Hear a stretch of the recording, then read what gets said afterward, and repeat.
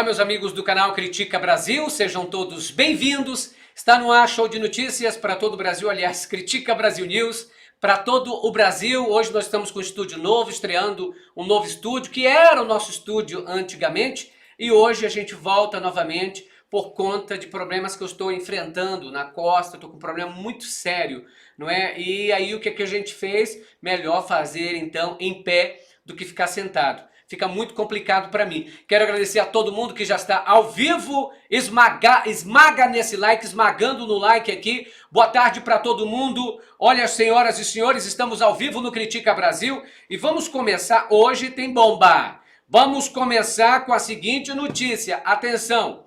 O senador Randolfo Rodrigues vai apelar para o Supremo Tribunal Federal sobre a situação, não é, de Bolsonaro. Atenção, vamos lá, coloca aí, Manu, para mim a notícia. Senador diz que veto de Bolsonaro é nefasto e deve ser devolvido. Estou falando aqui sobre a questão do uso de máscaras. O senador Randolfo Rodrigues enviou requerimento ao presidente do Senado, Davi Alcolumbre, pedindo imediata devolução à presidência da República dos novos vetos feitos por Jair Bolsonaro à lei do uso de máscaras. O presidente publicou na segunda-feira, hoje, no Diário Oficial da União, o DOU, dizendo que deixa de ser obrigatório o uso de máscara em presídios, aliás, dia 6, não é? Além disso, estabelecimentos não precisarão mais afixar cartazes informando sobre o uso correto do equipamento de proteção. Na sexta-feira, Bolsonaro já havia feito diversos vetos ao projeto de lei do uso de máscaras aprovado pelo Congresso no dia 9 de junho. Entre eles, dispositivos que tornavam obrigatório o uso do equipamento de proteção em igrejas, comércios e escolas. De acordo com o senador, houve uma total bula à Constituição por parte de Bolsonaro, já que o prazo para a sanção ou vetos a uma lei é de 15 dias. E isso já tinha sido expirado no dia 2, na quinta-feira. Ele vai também acionar o Supremo Tribunal Federal para questionar a iniciativa. Ele diz, diante do cenário tão grave para a saúde da nossa população, já havia causado espanto na sociedade a decisão do presidente Jair Bolsonaro de vetar parcialmente o projeto de lei, disse o parlamentar na mensagem ao presidente do Senado, Davi Alcolumbre. Depois disso, segue. O presidente surpreendeu-nos com uma espécie de extensão de veto, via pretensa retificação da publicação. Ora, excelência, não se veta, lei não se veta. Randolfo lembra ainda que retificações do ato no Diário Oficial da União têm sido constantes no governo Bolsonaro. Era para vetar. O que ele fez? Ele começou a dizer, através disso, ninguém precisa mais usar máscara, os estabelecimentos não precisam mais usar aquele cartazinho dizendo do uso do equipamento. Ou seja, o Bolsonaro mete os pés pelas mãos. Mais uma vez, a irresponsabilidade de Bolsonaro fala mais alto, o seu ego fala mais alto, no meio de uma pandemia que já está aí beirando as 65 mil mortes. O Bolsonaro ri da cara do povão e acha que isso é brincadeira. Olha, gente, é uma irresponsabilidade muito grande. Aliás, responsabilidade tão grande que essa semana, esse final de semana, um padre, em uma missa, falou aquilo que muita gente já sabe. Mas ele disse aquilo em alto e bom tom. Olha o que ele falou sobre o Bolsonaro. Põe aí, Manu, pra gente. Olha o que o padre falou sobre o Jair Bolsonaro. Vamos lá, vamos ver. Que o governo não presta. O padre não pode falar que o governo não presta porque o povo não quer ouvir isso. Quem somos nós diante do projeto de Deus? Que tipo de profecia nós temos que fazer hoje?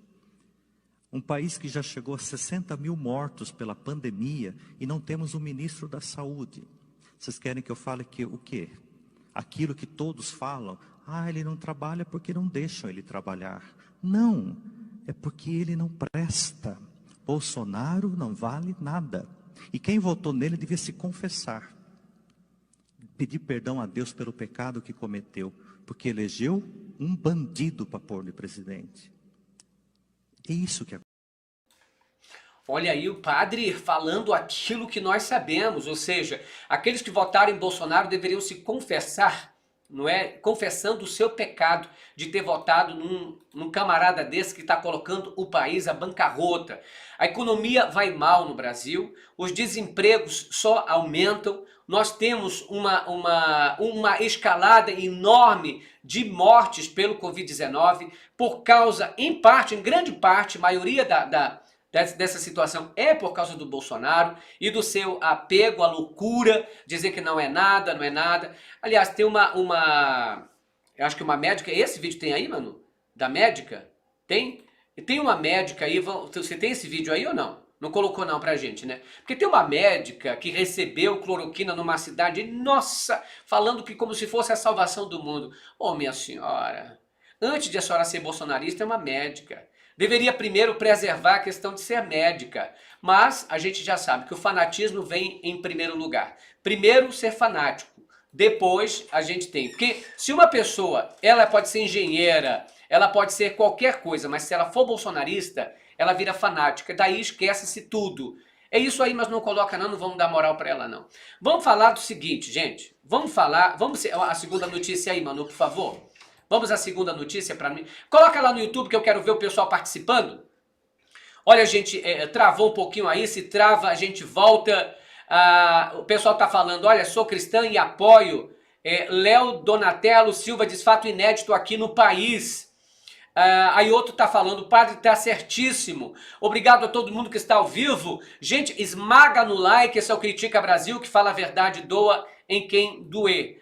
Vamos lá, Manu, a segunda notícia aqui, nós temos a Thaís Oyama, escreveu um artigo muito bem feito da Folha de no coluna, na UOL, que diz o seguinte, Bolsonaro colocou família toda na política, incluindo uma, hoje, ex-mulher, e um filho que ele mandou se candidatar quando ele estava ainda no colégio. O ex-capitão foi iniciador e mentor do clã Bolsonaro.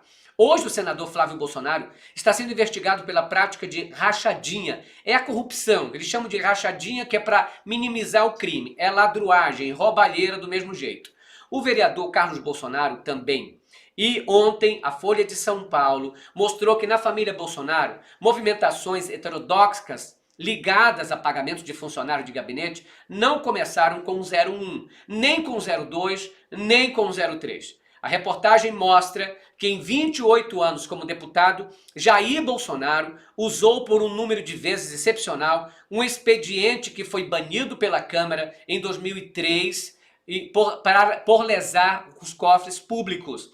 Esses expedientes consistiam em pagar indenizações e outros encargos para funcionários de deputados a cada vez que eles mudavam de cargo ou de nível, o que aconteceu nada menos que 350 vezes no gabinete do próprio Jair Bolsonaro na Câmara dos Deputados. Em 1988, quando ele entrou para a política, Jair Bolsonaro era um homem sem posses, não tinha merda nenhuma. Tinha um Fiat Panorama, uma moto e 2 lotes baratos no interior do Rio de Janeiro.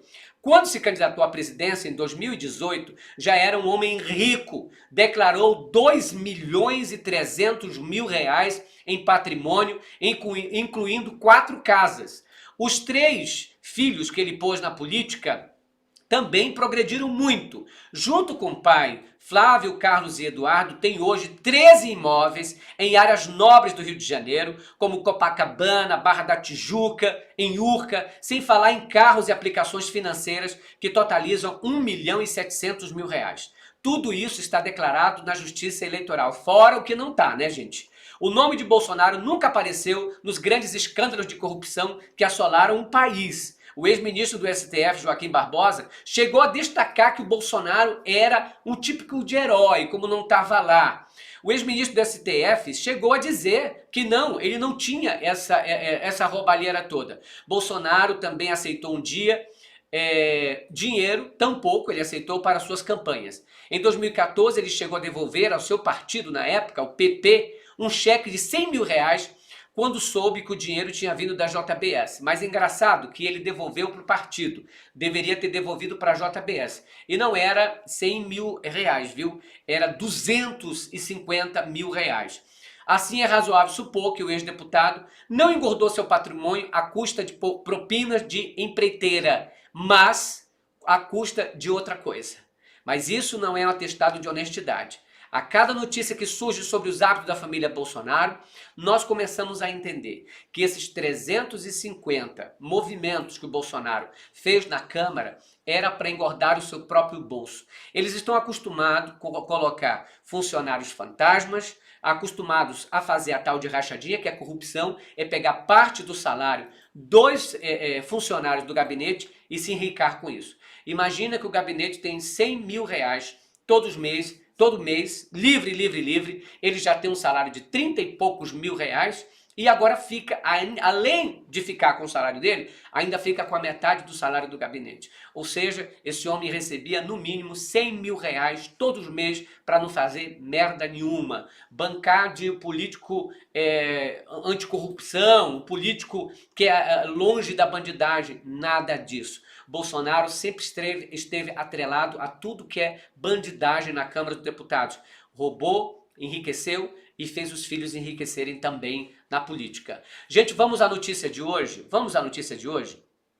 O ex-juiz Sérgio Moro, que condenou o ex-presidente Luiz Inácio Lula da Silva numa sentença condenada pelos maiores juristas do Brasil e do mundo, abrindo caminho para a ascensão de Jair Bolsonaro, de quem foi ministro, admitiu que o depoimento de Lula na Lava Jato foi tomado num ringue de boxe, o que reforça a suspeita de imparcialidade. A declaração foi concedida em entrevista à Globo News, da TV Globo, que parece apoiar sua eventual candidatura à presidência em 2020. Nós sabemos que Sérgio Moro sempre considerou o ex-presidente Lula como inimigo. Tratava o Lula como inimigo político e não como um réu, como um simples cidadão que está sendo investigado. Nós acusamos aqui o ministro Moro ele grampeou, inclusive, os advogados, o escritório do advogado de Lula. Como é que um juiz que é imparcial ia fazer uma coisa dessa? Ia grampear o celular dos advogados, daquele que ele está julgando, para saber antecipadamente o que as pessoas iam falar na defesa do Lula. Ele grampeou. Ele fez com que Lula fosse levado coercitivamente, sem ao menos o Lula ter se negado a prestar depoimento ao Ministério Público.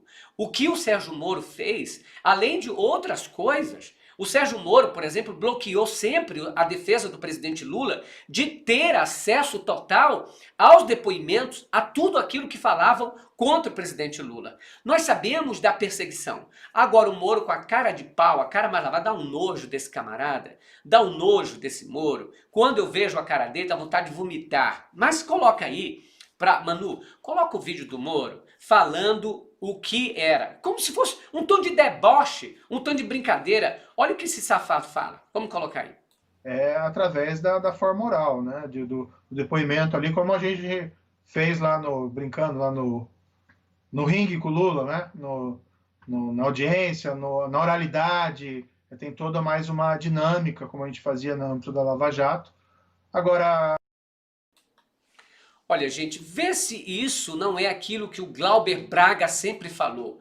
Um juiz ladrão, despeitado, gente. E ainda tem essa disfarçatez toda, esse simulado de ficar falando como se fosse um joguinho político. E o que é isso? Você estava mexendo com a vida de uma pessoa. Você mexeu com a vida de todo o povo brasileiro. Você sacaneou com as nossas eleições. Você fraudou as eleições brasileiras, colocando lá no lugar de Lula, um grande estadista, esse camarada que faz brincadeira e deboche com a vida brasileira, que passou 28 anos na Câmara, não é? Desviando dinheiro público para se enriquecer os filhos, se enriquecer. Quer dizer, é sacanagem. Olha, gente, nós temos aqui, juristas repudiam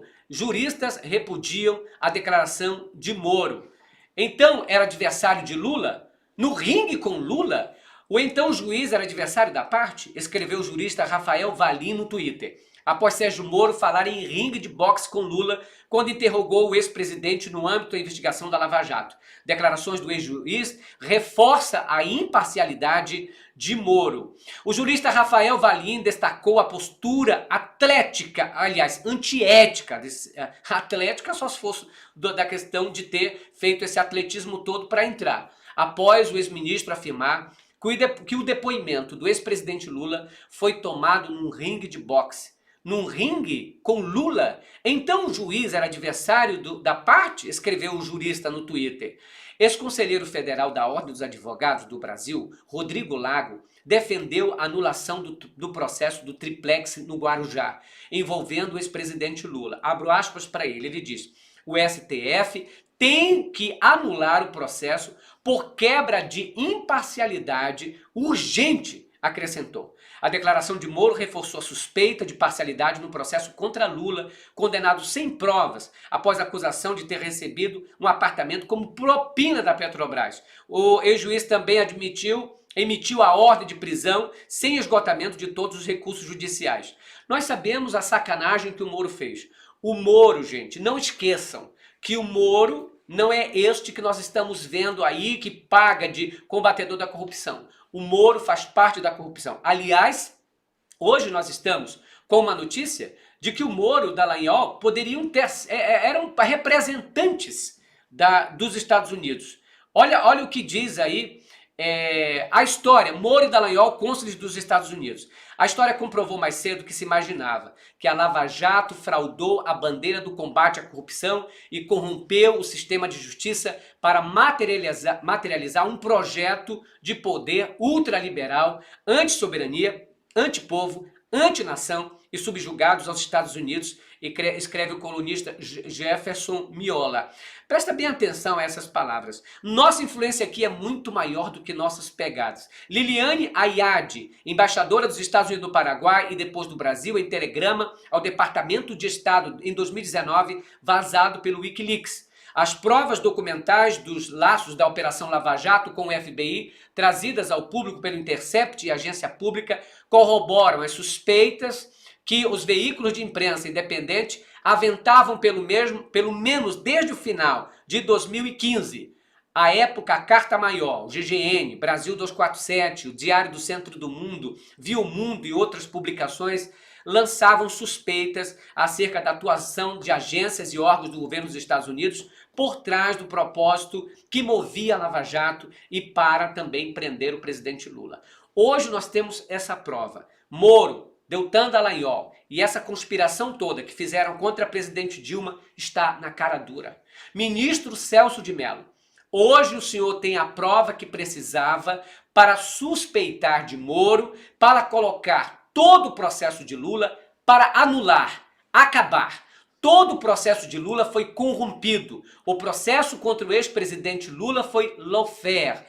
Usar a lei para perseguir alguém. É preciso que agora o ministro Celso de Mello anule imediatamente o processo, o julgamento de Lula e dê a todos os direitos políticos ao presidente Lula, inclusive que ele possa se candidatar em 2022 e peça imediatamente ao Ministério Público que torne o juiz Sérgio Moro réu. O ex-juiz Sérgio Moro réu é como Glauber Braga disse, um juiz ladrão e o lugar dele é na cadeia. Não pensem que por ele ter denunciado o Bolsonaro não faz parte do mesmo esquema. Faz parte do mesmo esquema. É apenas uma brigazinha por poder nesse lugar sujo que eles fizeram um galinheiro todo nessa política. Critica Brasil volta às 21h45. Eu e Joaquim de Carvalho ao vivo. Esmaga no like. Participe do Critica Brasil. Gente, por favor, ajude a gente. Nem todos os nossos vídeos são monetizados. A gente está precisando da sua ajuda financeira, da sua ajuda humanitária e você pode compartilhar esse vídeo para muita gente. Ajude-nos a manter esse jornalismo no ar, um jornalismo independente que fala a verdade, doem quem doer. Às 21h45 a gente volta com um show de notícias para todo o Brasil. Grande abraço, fiquem com Deus. Tchau, pessoal.